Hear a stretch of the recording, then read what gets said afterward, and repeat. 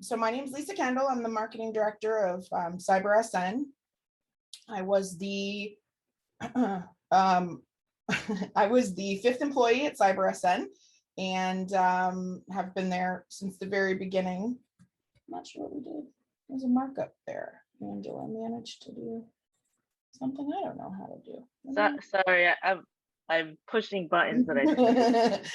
I'm like, I don't know how she did that. I'm gonna have to get with her later to figure that out because that's pretty neat. That's a neat thing to know how to do if you could do it intentionally. I worked with Deidre Diamond, our founder at Stride & Associates, right out of college, 2005. My first job out of college. I was recruited off a monster.com resume to be an entry-level tech recruiter.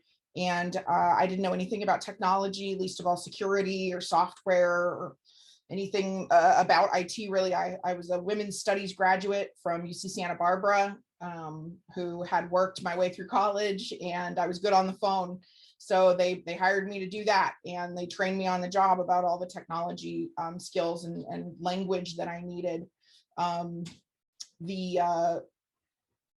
The difference it makes to have an organization that has an equality of women and men in leadership can't be understated. It is really, really influential to my career that the company Stride, where I got my start, really did elevate both men and women into leadership positions based on skills and ability. And it was a really merit-based environment. If you did well, you moved up. And it made it really easy to know how to succeed. And it made it really easy to know when you weren't doing well. And I wish that all the jobs I'd had since then were that straightforward. We definitely strive to be such where I am now at CyberSN. Secure Diversity is the nonprofit that we spun off in 1 year into CyberSN, which does cybersecurity staffing, by the way. Sort of shameless plug. We help companies hire. We help people find jobs. If you're on either side of those topics right now in your life, we might be able to be of assistance. You can get with me after, and my contact info is at the end. Secure Diversity is the nonprofit that Deidre founded to address the lack of women in security. And we did it in 2016 when it was not as loud of a subject as it is now. I'm absolutely thrilled that this took off. It's getting attention, it's getting national research, it gets funding, support of how to solve it. There's initiatives, there's no shortage of opportunities to talk about it. The effectiveness of those initiatives might be up for debate in some cases, but the intentions are good and they're there, and there's a lot of it right now. I recently graduated with my master's in digital marketing from Full Sail. And that, I think, has been really helpful for me to see the bigger picture of how to use the platform I have to share the messaging that's really important to me. This talk amongst them. It's so much easier to put stuff like this together once you've gone through grad school. The orgs that I currently support, this one, of course, New England affiliate. I support the Charlotte and Eastern Massachusetts ISC² chapters, along with, ISACA San Francisco. We have folks in Pittsburgh. There's a whole laundry list I could list off. I've been involved with a lot of events around diversity and inclusion. Hacking Diversity is one that I worked on, that I was a co-organizer for. Day of Security, I'm a founding organizer since the first conference. I'm also a steering committee member of Day of Security, so for whatever that's worth. And that's my cat, Sophie. She's 16 and doesn't understand boundaries. I'm in a Day of Security shirt, so for some reason that seemed like the right picture to use. Okay, so let's get into it. As McKinsey puts it, the pandemic had an almost immediate effect on women's employment and workforce participation. In fact, Jerome Powell, who's the chairman of the Federal Reserve Bank, recently said, and was quoted on CNN as saying, "This is an extraordinary and unusual time, and we really don't have a template or any experience in a situation like this. So we'll see how it goes." How is that for confidence in the American economy or the workforce? In this post-pandemic life, Americans are finding themselves reassessing the value of their time. This last year being spent largely at home with family, children, home life, personal pursuits, and domestic life means that right now, WeWork reports 75% of employees are willing to give up a big perk or a benefit at their job in order to have the choice to work from home, right? The face of work is changing. During the pandemic, the American economy saw 3.5 million people retire early, unexpectedly. That's from McKesson. And while women aren't the only ones who experienced career upheaval due to the pandemic, they are the gender that suffered the most when it came to the impact that the pandemic had. So we're going to get into where we are now, set up the stage, why this matters and why we should care, and then what we're going to do to change it.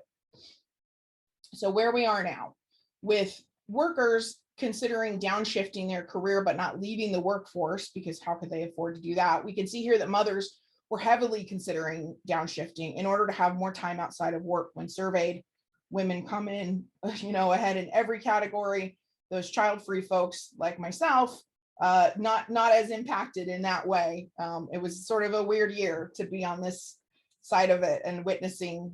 It gave me a lot of empathy for working parents. In particular, I have a lot of friends that are single moms, and it's hard to see people you care about struggle, especially when everyone's just doing their best,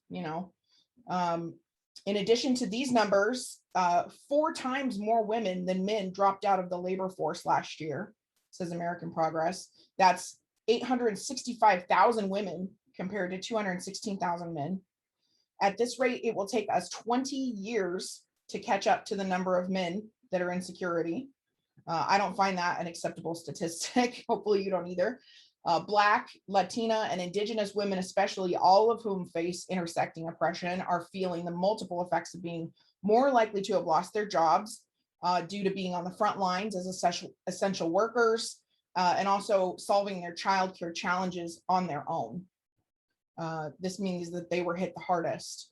So as a result of a variety of factors, including policy choices grounded in racism and sexism, low-wage workers, solo mothers, and women of color, the 3 groups with considerable overlap, are all too often not in the economic position to leave the paid labor force to care for their children.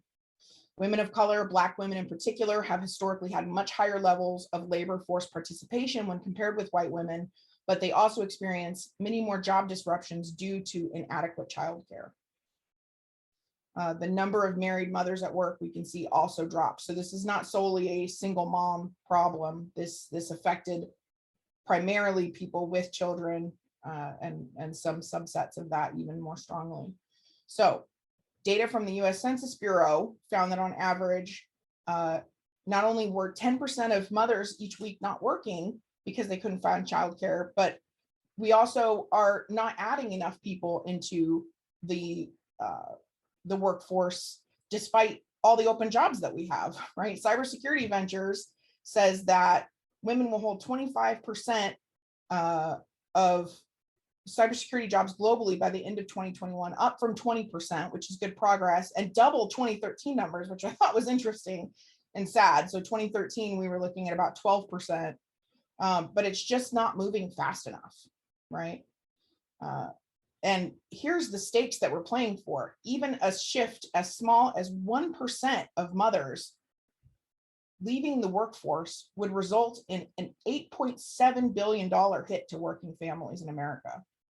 When fewer mothers participate in the labor force, or when they reduce their hours, the result is less money to pay for household necessities. This is particularly troublesome for lower income families, because the lower a family's income is, the more likely it is that the mother is the family's breadwinner, and less able the family is to absorb a decrease in earnings. So why is this so important? The good news first, okay? It's not all doom and gloom. The very good news is that we're in the right vertical, okay? Cybersecurity is as hot as ever. It's continuing to grow. It's the top projected growth occupation for 2021, followed closely by all of these other, techie jobs that intersect with what we do every day here in security. And this comes from a very recent report by CompTIA that has some really great stats in it, by the way. If you do like research, I recommend pulling that one. So hopefully by now we can see we have a big problem. I didn't even go into the complexities other countries are experiencing that make the scope of this issue global. However, in America, there is some hope. The tech occupation rate is expected to grow twice the rate of overall employment, many tech occupations growing 4 or 5 times the national rate. So again, they've got a lot more data that is available in that report. Cybersecurity topping the industries with the fastest rate of growth from 2020 to 2030. So next 10 years, we're positioned pretty well. But again, coming back to this, why is this so important? Remember, things are moving too slowly in the right direction. How do we accelerate this process?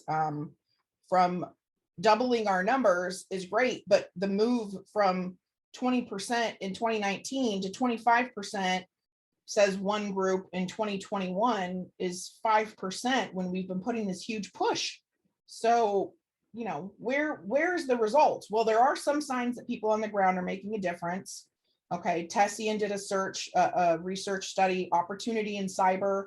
94% of women in security who are in a hiring position were able to hire new staff members to support their teams.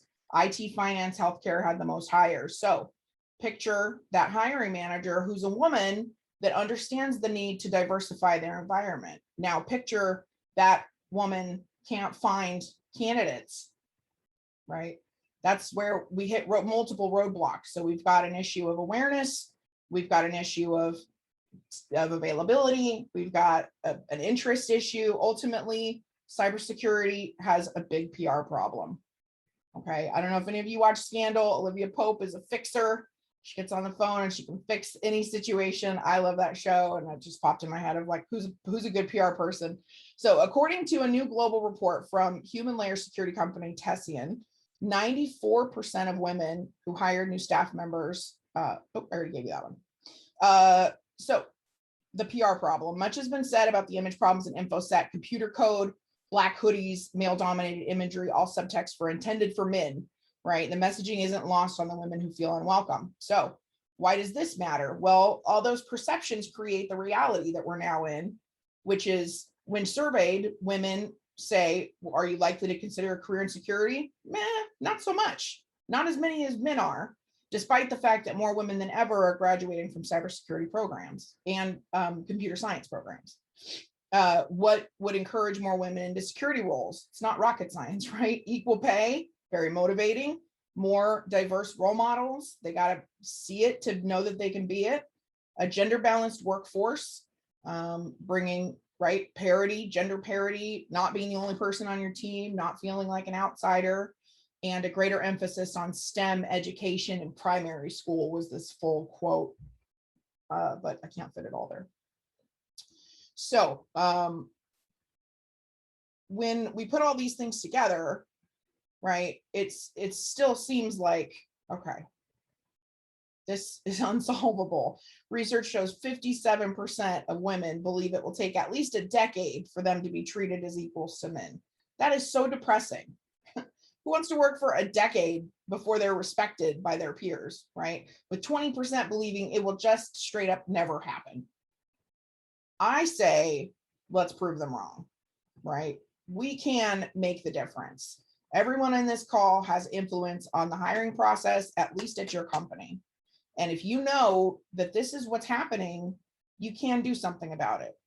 Okay, McKinsey research says if action is taken now to achieve the best in region gender parity improvements by 2030, including investments in education, family planning, maternal health, digital and financial inclusion, and correcting the burden of unpaid care work related to childcare and caring for the elderly, $13 trillion could be added to the global GDP. It would also raise the female to male labor force participation ratio and create hundreds of millions of new jobs for women globally. So what can we do? Actionable items. Start a chapter of something. There was a study, article I found of 2 students who teamed up with their engineering instructor and launched a WiCys chapter. Their school has never had a computer science club of any kind before, despite being a very good school. And these women did it, right? And now that exists for the women who come after them. Attending this right now, right? This makes a difference, doing things like that. I'm skipping ahead because attend events is later, but it still speaks to my point. Volunteering for an event, great way to meet people, network with those in your community, make yourself visible. Something like this that I'm doing now, right? I'm not a technologist, but I have a voice, I have a platform, I have a community. I offered to speak to this subject. It's within all of our capabilities to use our voice to speak. Create the workforce you want to see, advocate for diverse candidate sources, right? If you're not seeing the hires at your organization, or you're hearing of struggles and people are doing the same conventional things to recruit, they're posting on Indeed, they're posting to LinkedIn, but they're not attending events, they're not joining groups, they're not sponsoring conferences, they're not, right? The list goes on. There's a lot of unconventional things right now that people need to do to get in front of cybersecurity practitioners to talk about jobs. There's not a shortage of jobs. Most people are not looking for a job. If they are, it's because they're open to the perfect thing, right? They're not actively pounding the pavement in most cases. And so having an organization like this, or a group, an employee resource group in your back pocket, can be huge, right? It gives you that outlet to other people who are like-minded. Attending events, online or in person, makes no difference. And then using your voice, right? Joining groups in social media, retweeting things. There was an initiative last month, Share the Mic in Cyber, that was all about Caucasians amplifying the voices of Black cybersecurity practitioners. Things like that do add up to make a difference. By the end of it, I think they ended up getting like 400 million views on their tweets or something from that campaign. The reach of it was incredible, right? And so having those ideas, bringing those to the table, is really the only way to make a difference, because if we're waiting for someone else to come solve it, it's not going to happen. It's really going to come down to what we're willing to do, the time that we can spend, and just being smart and thinking about things a little bit differently, because the face of work has changed. And for women like us, I would think, who are motivated to advance the cause of other women, right? This needs to be a priority. So appreciate everyone listening. Here's my info if anyone wants it. I'm going to publish this slide deck. It's all citationed out. So if anyone wants a copy of it, feel free to shoot me a message, but otherwise appreciate your time. Thanks, Lisa. This was wonderful. And thank you for all the background information. It was really, really interesting. I'd love to open it up for conversation, but I think if we turn off the recording, folks might have feel a little bit freer to converse. Let's see if I can figure out what I'm doing.